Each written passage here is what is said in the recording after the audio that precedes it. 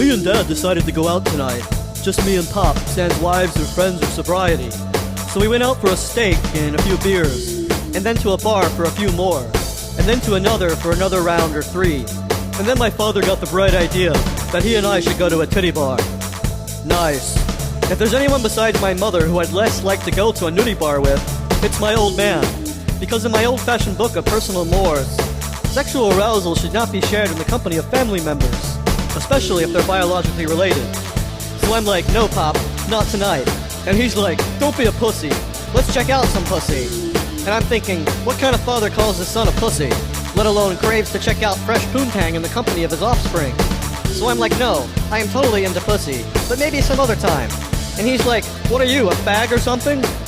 And I know he's drunk and all, and I'm pretty secure with my sexuality and stuff, but it's still a little disconcerting at 26 to be called a fag by your father. So I'm totally wanting to prove my heterosexuality to my own flesh and blood. So I pick up the gauntlet and we go together to the titty bar. And we get there and we're doing shots and putting dollar bills in women's G-strings. And it is the most uncomfortable experience of my life. Because it's fun doing this with your posse.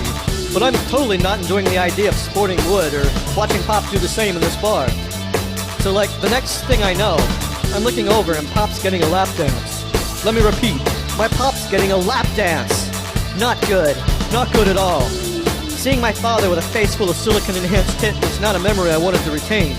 So I lurched outside and threw up in the open bed of a vintage 1970 Chevy El Camino. And my father and I will never speak to each other again.